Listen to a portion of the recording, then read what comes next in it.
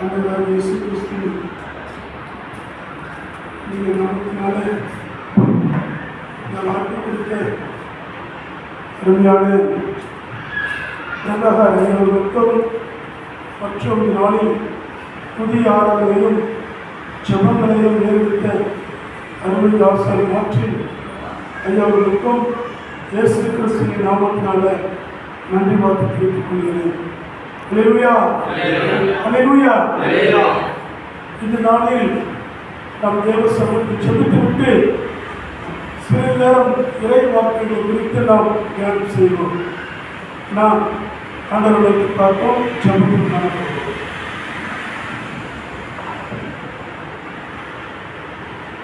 உள்ளமதின் பாரங்களை ஊக்கமாய் கர்த்தரை சொல்லுவோம். உள்ளமதின் பாரங்களை ஊக்கமாய் கர்த்தரை சொல்லுவோம். நேரத்தில் கூப்பிடுவோம். இயேசு வந்தார் நேரத்தில் கூப்பிடுவோம். இயேசு வந்தார் கர்த்தரை நம்பி ஜீவிப்போம். கவலை கஷ்டங்கள் தீர்ந்திடும். கைவிடாய் காத்திடும் பரமனின் கரங்களை நாம் பற்றிக் கொள்வோம். கைவிடாய் காத்திடும் பரமனின் கரங்களை நாம் பற்றிக் கொள்வோம். நன்மை தரப்பட்டு இந்த நாள் இந்த சமூகத்தில் வந்திருக்கிற ஒரு ஆட்சியா அடியனை மறைத்து வெளிப்படுத்துகிறோம். நாங்கள் எங்கள் உள்ளங்கள் கரங்களை ஒப்புக் கொடுக்கிற ஒரு ஆட்சியா பேசுகிற அடியனை மறைத்து வெளிப்படுத்தோம். சமூகத்தில் ஒப்புக் கொடுக்கிறேன். என் அருமனாத மீட்பனாக இயேசு கிறிஸ்துவின் நாமத்தினால கேட்கிறோம். சின்னுள்ள தகப்பனே, ஆமென். கிறிஸ்துவுக்கு பிரியமானவர்களே, இந்த நாளில் பிலிப்பு 1ஆம் அதிகாரம் 21ஆம் வசனம் சொல்லப்பட்டிருக்கிறது. கிறிஸ்து எனக்கு ஜீவன், சாவு எனக்கு ஆதாயம். கிறிஸ்து எனக்கு ஜீவன், சாவு எனக்கு ஆதாயம் என்று சொல்லி அப்போஸ்தலன் பவுல் சில பட்டணங்களுக்கு சில அவரை ஒவ்வொருவரும் அவர் பார்க்கின்ற ஒவ்வொரு தேவனுடைய பிள்ளைகளுக்கும் ஒரு ஊக்குவிக்கின்ற ஒரு வசனமாய் இருக்கிறது. எப்படி என்று பார்க்கும்போது இந்த இறை வார்த்தை அவர் உண்மையாகவே கேள்விப்பட்டதுனால விசுவாசத்தினால அவர் இப்படிப்பட்ட வார்த்தைகளை உள்ளத்தோடு தன்னை அர்ப்பணித்து தன்னுடைய மகிமையோடு சொல்லுகிறதை நாம் பார்க்கிறோம். என்றால் கர்த்தருடைய வார்த்தையை நாம் தெரிந்து கொண்டதான் நம் கர்த்தருடைய வார்த்தையை நாம் சொல்ல முடியும். இல்லை என்றால் சொல்லவே முடியாது. ஆண்டு வார்த்தையை நாம் கற்றுக்கொள்ள வேண்டும். ஆண்டு வார்த்தையை நாம் கற்றுக்கொள்ள வேண்டும் என்றால் அது வேறு சொல்லுகிறது. யோவான் சொன்னது, ஆதியிலே ஒரு வார்த்தை இருந்தது, அந்த வார்த்தை தேவனாய், அந்த வார்த்தை தேவனாய் இருந்தது. தேவனுடைய வார்த்தை தான் உண்மையானது. அதான் வார்த்தையானது. வார்த்தையினால்தான் நம் ஆண்டவர் இந்த வானத்தையும் பூமியும் சகலத்தையும் உண்டாக்கினார். பாருங்க, கடவுளுடைய வார்த்தை, அவருடைய படைப்பு எப்படி இருக்கிறது பார்க்கணும். இல்ல, அவருடைய படைப்புல நிறைய அதிசயங்கள், அற்புதங்கள், அடையாளங்கள், நிறைய ஜீவன்கள், செடி கொடி மரங்கள் அனைத்தையும் கடவுள் இப்படிப்பட்ட படைப்புகளை படைத்திருக்கிறார். விசேஷமாக ஆதாமும் ஏவாளையும் தன்னுடைய உருவத்தின்படியே இந்த உலகத்தில் உண்டாக்கினார். அல்லேலூயா, அல்லேலூயா. அது மட்டுமல்ல, ஆதாமும் ஏவாளும் தவறுகள் செய்தாலும் அவர்களை மன்னித்து அவர்கள் மேல் பலகி பெருக வேண்டும் என்று சொல்லி அவர் மன்னித்து இந்த பூலகத்தில் அவர் பலவிதமான ஆசீர்வாதங்களை கொடுக்கிறார். அருமையானவர்களே, அவர் எப்போதும் நம்மளை காத்துக் கொண்டே இருக்கிறார். நம்மளுக்கு பாதுகாப்பை கொடுக்கிறார், நம்மளுக்கு ஆசீர்வாதத்தை கொடுக்கிறார். ஒரு காலகட்டத்தில் சவுல்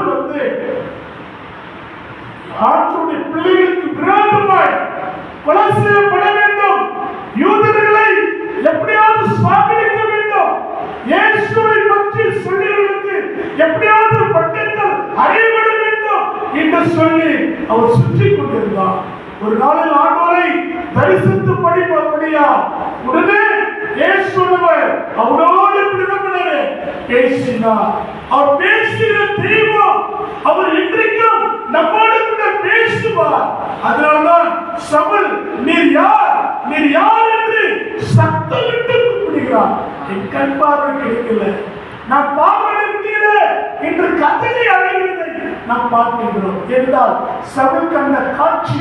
அதனால்தான் கிறிஸ்து எனக்கு ஜீவன், அவர்தான் எனக்கு வாழ்வை கொடுக்கிறவர், அவர்தான் எனக்கு ஜீவனை கொடுக்கிறவர், அவர்தான் என்னை பாதுகாக்கின்றவர், அவர்தான் எனக்கு எவ்வளவு போராட்டங்கள், சஞ்சலங்கள், துக்கங்கள், பலவிதமான சூழ்நிலைகள் ஏற்பட்டாலும் அவர் என்னோடு கூடவே இருக்கிறார் என்று சொல்லி பாதுகாக்கிறவர் அவர்தான். அதனால்தான் வாதம் கூடாரத்தை யார் யார் தன்னுடைய வார்த்தை என்னுடைய வார்த்தை கற்றுக்கொண்டு என்னுடைய வார்த்தைக்குள்ள நாம் செயல்படுகிறோமோ, யார் யார் கடவுளுக்குள்ள நாம் பயந்து நடக்கும் போது நிச்சயமாகவே அவர்களுக்கு பாதுகாப்பு தருவார். எந்த வாதையும் எந்த சாத்தானும், எந்த பிசாசுடைய கிரிகளும், எந்த சூரிய மந்திர கட்டிகளும், எந்த பலவிதமான சூழ்நிலைகள் ஏற்பட்டாலும் அணுகவே. ஒரு நாள் இயேசு கிறிஸ்து மெசேஜ் கொடுத்துக் கொண்டிருக்கும் போது ஆபிரகாம் குமாரத்து ஒருவர் கூடியாய் இருந்தார். பிசாசுகள் பிடிக்கப்பட்டு வாங்கப்பட்டு பயங்கரமான நிமிர்ந்து பார்க்க முடியாமல் இருந்தார்.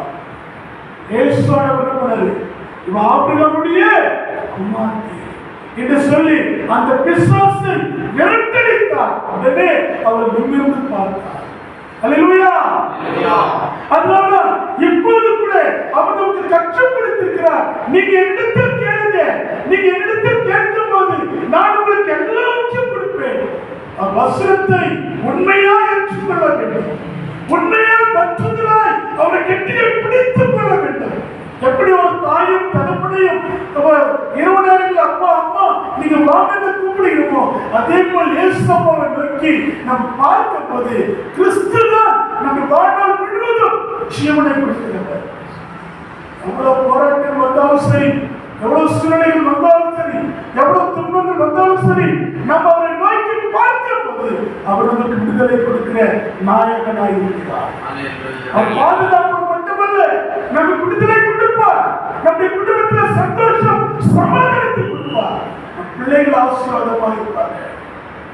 உன் பிள்ளைகள் உன் பற்றி சுற்றி ஒளிவரை கட்டுகளை போல் இருப்பார் என்று சொன்ன வார்த்தை உண்மையானது, சத்தியமான வார்த்தை.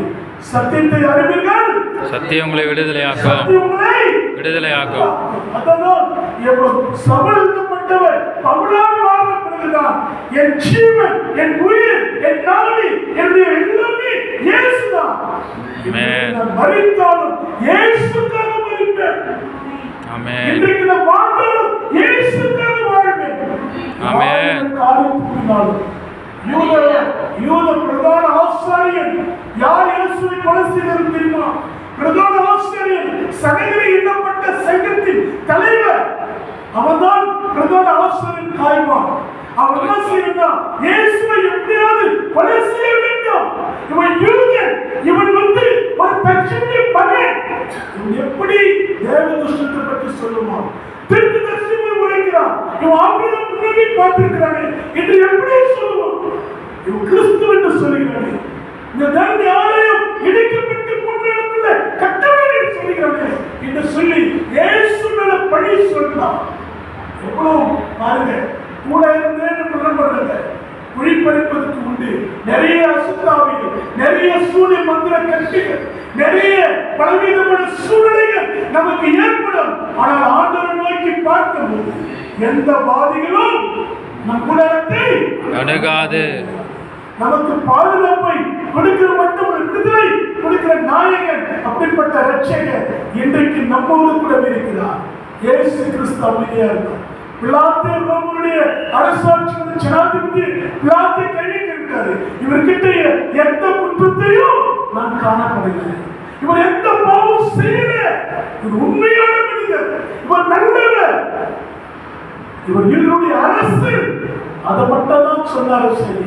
ஆனா வேற எதுவுமே சொல்லல. பாருங்க அருமையானவர்களே, அதுக்கு உடனே இயேசுவை பலி செலுத்தும்படி அந்த தாய்மான் பழைய சட்டங்களை கொண்டு போகிறார். இன்றைக்கு நமக்கு பலவிதமான சூழ்நிலைகள் ஏற்படலாம், பலவிதமான சர்ச்சைகள் ஏற்படலாம். அதை பற்றி நம்ம கவலைப்படவே கூடாது. அதுதான் இஸ்ரவேல் மக்களை ஆண்டவர் என்ன பண்ணாரு? இஸ்ரவேல் மக்களை எகிப்திலிருந்து கொண்டு வந்தவர் கட்டளை கொடுக்கிறார். 10 கட்டளை கொடுத்து சீனா மலையில மோசே 40 நாள் உபவாசத்தில் காணப்பட்டு 10 கட்டளை எடுத்துக் கொண்டு வந்து அவர் கற்பிக்கிறார். தேவனாய் கர்த்தரை என்ன பண்ணோம்? அவரே வேற தேவர்கள் இல்லை என்று சொல்லி அவர் கற்றுக் கொடுக்கிறார். உன் தேவனாய் கர்த்தர் நானே, நான் தான் உன் தேவனாய் கர்த்தர். உன் எகிப்திலிருந்து சிறையிலிருந்து பலவிதமான கஷ்டத்திலிருந்து துன்பத்திலிருந்து துக்கத்திலிருந்து அடிமையிலிருந்து நீங்க ஷாப் பண்ணீங்க. நான் தான் கர்த்தர். ஆபிரகாமின் தேவன், ஈசாக்கின் தேவன், யாக்கோபின் தேவன். உங்களுக்கு நீங்கள் இஸ்ரவேல் மக்கள் எகிப்து நாட்டில் விட்டுல எங்க இருந்தாலும் நீங்க ஜெபிக்கும் போது அங்கே நான் கூட இருப்பேன். அல்லேலூயா. சாத்ராக் மேஷாக் ஆபேத்நேகோ 7 மணிக்கு அக்கினி சூழல் இருந்தார். அந்த சூழல் இருக்கும்போது ஆண்டவரே என்னை காப்பாற்றும் என்று சொல்லி கர்த்தரை நோக்கி கூப்பிட்டார்கள். ஆண்டவர் தான் உண்மையான தெய்வம். நீங்க ஜெபம் பண்ணி பாருங்க. நீங்க ஏதோ ஆராதனை பார்க்காதீங்க. கடவுளை நோக்கி பாருங்க. ஒருவேளை உங்களுக்கு பல வியாதி இருக்கலாம், பல பிரச்சனை இருக்கலாம், பல சோர்வு இருக்கலாம், பல துக்கம் இருக்கலாம், பல சூழ்நிலைகள் மாறலாம். ஆனா ஆண்டவரை நோக்கி நீங்க பார்க்கும்போது கடவுள் நிச்சயமாகவே துக்கத்தினப்படாது சந்தோஷமாய் மாற்றுவார். அதனால்தான் யோவான் 16:20 சொல்கிறாரு, மெய்யாகவே மெய்யாகவே சொன்னார், உண்மையாகவே சத்தியமாகவே நீதியாகவே நான் உங்களுக்கு சொல்கிறேன். மெய்யாகவே நான் உங்களுக்கு சொல்கிறேன். உலகமோ உன்னை பார்த்து என்ன பண்ணும்? சந்தோஷப்படும். நீ துக்கம் அடைவாய், நீ கலக்கம் அடைவாய். என் பையனுக்கு இது வேதி வந்துவிட்டது, என் குடும்பத்துக்கு பிரச்சனை வந்துவிட்டது, என் பையன் பெண் போனா எழுந்து போனா இல்லை துணி போனா என் பிள்ளை உயிரோடு வருவானா என்று கூட கண்ணீரோடு சொல்லுவான். ஆனா கர்த்தர் உன் ஜெபத்தை கேட்பார். அல்லேலூயா, அல்லேலூயா. வசனம் ஒரு நாள் வீண் போகாது. வசனம் உயிர் உள்ளது. வசனம் ஜீவனை கொடுக்கும். வசனம் உன்னை காப்பாற்றும். வசனம் உன்னை தூக்கி எடுக்கும். வசனம் உன் குடும்பத்தையே மாற்றும். அல்லேலூயா. அதனால்தான் ஆனாலும் துக்கம் சந்தோஷமாய் மாறும். நீங்க எவ்வளவு எவ்வளவு கலங்கி இருக்கிறீர்களோ அவ்வளவுக்கு அதை விட்டு பல மடங்கு ஆசீர்வாதத்தை கொடுக்கும். அல்லேலூயா, அல்லேலூயா. நான் கவுடி ஹைஸ்கூல் ஸ்கூல்ல படித்தவன். திருவள்ளூர்ல கவுடி ஹாஸ்டல்ல படித்த ஒரு ஸ்டூடெண்ட். நான் ஒரு காலத்தில் படிக்கும் போது அந்த ஒரு ஹிஸ்டரியில படிக்கும் போது அந்த கவுடி வில்லியம் என்றவர் என்ன பண்ணார் தெரியுமா? அவங்க ஒரு சின்ன ஹாஸ்டல் தொடங்கி ஒரு சிறிய தொடக்கும் போது அங்க இருக்கிற சென்னைகள் கல் எடுத்து அவர் அரைஞ்சாங்களாம். அவர் காயப்பட்டு ரத்தம் சொட்டு சொட்டா விழுந்தது. காரி காரி மூஞ்சில் துப்புவாங்களாம், சாணி எடுத்து அடிப்பாங்களாம். அங்க இருக்கிற மக்கள் எல்லாம் பயங்கரமா கேவலமா பேசுவாங்களாம். அப்படி பேசும்போது அந்த கவுடி வில்லியம் மிஷனரி சொன்னாரா, ஒரு நாள் நீங்க பாப்பீங்க இந்த இயேசு யாருன்னு பாப்பீங்க, அப்பதான் உங்களுக்கு அந்த அருமை தெரியும் சொல்லி அவர் சாட்சியா இயேசு நோக்கி பார்த்து ஜெபித்தாரா. அல்லேலூயா, அல்லேலூயா. பாருங்க, அவர் சொன்னாரு, நான் செத்தாலும் பரவாயில்ல, இங்க ஒரு அற்புதம் நடக்கும், இங்க ஒரு அதிசயம் நடக்கும். இந்த இடத்துல இந்த பள்ளி ஸ்கூல் மூலமாகவும் இந்த ஹாஸ்டல் மூலமும் அநேக பேர் பயனடைவார்கள் என்று சொல்லி அவர் ஊக்கமாக சொல்லிட்டாராம். இன்றைக்கு கவுடி ஸ்கூல்ல, திருவள்ளூர் கவுடி ஸ்கூல்ல எத்தனை பேர் கலைத்து, எத்தனை பேர் பல விதமான பெரிய பெரிய பதவிக்குள்ள வந்திருக்கிறாங்க. ஏன்னா ஒரு மிஷனரி விதித்த விதை இன்றைக்கு பல மடங்கு ஆசீர்வாதமாக இருக்கிறது. நாம் கூட கிறிஸ்தவர் நமக்குள்ள ஏற்றுக்கொண்டு கிறிஸ்தவர் நமக்குள்ள இருக்கிறார், கிறிஸ்தவர் நமக்குள்ள வாழ்ந்து கொண்டிருக்கிறார், கிறிஸ்தவர் நமக்கு கூட ஜீவித்துக் கொண்டிருக்கிறார். எப்படி பேதுரு அப்போஸ்தலன் பவுல் எப்படி தன்னை அர்ப்பணித்தாரோ அதே போல நாம் இன்றைக்கும் அர்ப்பணிப்போடு இருக்க வேண்டும். மோசே கற்றுக் கொடுத்த பாடங்களை நம் மனதில் ஏற்றுக்கொள்ளப்பட வேண்டும். அப்படி ஏற்றுக்கொள்ளும் போது உண்மையாகவே நாம் கடவுளை நோக்கி பார்க்க வேண்டும். அல்லேலூயா, அல்லேலூயா, அல்லேலூயா, அல்லேலூயா. இப்படி நாம் செயல்படும் போது நிச்சயமாகவே கர்த்தர் நம்மை ஆசீர்வதிப்பார். நம் தவறான போதனைகளை நாம் அறிந்து கொள்ளக்கூடாது. சில பேர் தவறான வார்த்தைகளை பேசுவார்கள். அந்த தவறான 10 கட்டளை சில கட்டளை சொல்கிறது. கொலை செய்யாதிருப்பையாக, களவு செய்யாதிருப்பையாக, பொய் சாட்சி சொல்வதிருப்பையாக என்று பலவிதமான கட்டளைகளை அது ஆண்டவருக்கு கொடுத்திருக்கிறார். சில தீமையான இச்சையினால் ஈடுபட்டு நிறைய பேர் மாண்டு போய் இன்றைக்கு பாரு டிவியில ரொம்ப கொடுமையான வார்த்தைகள் சொல்றாங்க. என்ன வியாதி வருதுன்னு தெரியல, மக்களுக்கு என்ன நோய் வருதுன்னு தெரியல, பல கஷ்டத்தை பட்டுக் கொண்டிருக்கிறாங்க. அப்படி கஷ்டத்தை நீக்க வேண்டும் என்றால் நம் ஆண்டவரை நோக்கி பார்க்க வேண்டும். அதனால்தான் கிறிஸ்துக்குள் நாம் நிலைத்திருக்க வேண்டும். அப்படி நிலைத்திருக்கும் போது நிச்சயமாகவே கர்த்தர் நம்மை ஆசீர்வதிப்பார். அப்பதான் நல்ல கனி கொடுக்கிற மரங்களால் காணப்பட முடியும். கிறிஸ்துக்குள்ள வாழும்போது நல்ல கனிகளை கொடுக்க வேண்டும். அண்ணா தெரசா நல்ல கனி கொடுத்தாங்க. அருமையான ஐடஸ் கடினமா நல்ல கனி கொடுத்தாங்க. இந்த கவுடி, அதாவது நம்ம சர்வ சர்ச்சை ஆலயத்தை கட்டினவர், அதாவது ஒரு ஆல்கர் சர்ச்சை மிஷனரி தன்னுடைய வீட்டையை விற்று ஆண்டவருக்காக தன்னை அர்ப்பணித்து அநேகத்தில் ஆலயம் கட்டும்படி பண உதவிகளை கொடுத்திருக்கிறார்கள். அவங்க விதைகள் இன்றைக்கு 100, 50, 100, 1000 பல மடங்குகள் ஆசீர்வாதமாக இருக்கிறது. அதனால்தான் இன்றைக்கு கூட நம்ம ஆண்டவருக்காக உப்பு கொடுக்கிற பிள்ளைகளை சேவிக்கும் போது, ஆண்டவருக்காக தன் அர்ப்பணிக்கிற பிள்ளைகளை சேவிக்கும் போது கடவுள் நிச்சயமாகவே நல்ல கனி கொடுக்கிற மரங்களாய் நம் வாழும்போது கர்த்தர் நம் குடும்பத்தை ஆசீர்வதிப்பார். அதனால்தான் நம்முடைய வாழ்விலும் இருந்தாலும் ஆண்டவருக்காக வாழ வேண்டும், செத்தாலும் இயேசுக்காக சாக வேண்டும். அப்போஸ்தலன் பவுல் சொல்றார், கிறிஸ்தியனுக்கு ஜீவன், சாவியனுக்கு ஆதாயம். சாவி என்னைக்கு யாருக்குமே தெரியாது. உண்மையாக ஒரு பிறப்பொண்ணு இருந்தால் மறுப்பொண்ணு இருக்கும். இப்படியே வாழ முடியாது. வயது எப்படி கூட்டிக் கொண்டு போகுது அதே போல அந்த சொல்லுது ஒரு நாள் ஒரு மனுஷன் பிறப்பொண்ணு இருந்தால் மறுப்பொண்ணு இருக்கும். அதனாலதான் இந்த பூலகத்தில் வாழும் போது ஆண்டவருக்காக அர்ப்பணிக்கிற பிள்ளைகளாய் வாழும்போது கர்த்தர் நிச்சயமாகவே கனி கொடுக்கிற மரங்களாய் நாம் ஜீவிக்க வேண்டும். அதனால்தான் அப்போஸ்தலன் பவுல் இப்படி கிறிஸ்துவுக்காக தன்னை அர்ப்பணித்து வெளிப்படையாக சொல்லுகிறார். அப்போஸ்தலன் பவுலை போல 12 சீடர்களும் இரத்த சாட்சிகளால் மரித்தார்கள். சும்மா சாகல, 12 சீடர்களும் இரத்த சாட்சியாக மரித்திருக்கிறார்கள்.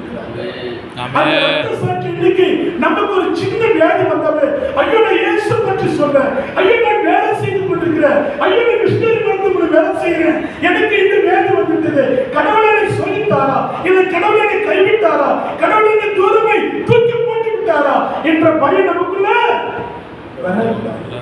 நான் நிறைய சாட்சிகளை பகிர்ந்து கொள்வேன், ஆனால் நேரம் இல்லாதனால்தான் நான் சாட்சிகளை பகிர்ந்து கொள்ள முடியவில்லை. அதனால கடவுள் இன்றைக்கு நம்மோடு கூட இருக்கிறார். அவர் நம்மோடு கூட நம்முடைய குறைகளை நீக்குகிறார். நம்ம எடுத்து பயன்படுத்துகிற தேவனாய் இருக்கிறார். அதனால்தான் சவுலாய் இருந்த மனிதன் பவுலாய் மாறி அநேகத்துல கிறிஸ்தியனுக்கு ஜீவன், சாவினுக்கு ஆதாயம் சொல்லி தன்னையே ஒப்பு கொடுத்தார். அருமையானவர்களே, இன்றைக்கு நாம கூட ஒப்பு கொடுக்கிற பிள்ளைகளால் ஜீவிக்கும் போது, நம் ஆண்டவருக்காக கனி கொடுக்கிற மரங்களால் வாழும்போது, இந்த பூலகத்தில் வாழ்கின்ற ஒரு அடையாளமாக காணப்படும் போது நிச்சயமாகவே கர்த்தர் நம்மை ஆசீர்வதிப்பார். நம் ஆண்டவர்களுக்கு பார்ப்போம். உங்களுக்காக சொல்கிறேன், ஒருவேளை நீங்கள் உங்களுடைய குடும்பத்துக்காகவும் உங்களுடைய பிள்ளைகளுக்காகவும் இல்லை பலவிதமான சூழ்நிலைகள் இருந்தால் நீங்க ஆண்டவரை நோக்கி பாருங்க. நான் உங்களுக்காக செபிக்கிறேன். கர்த்தர்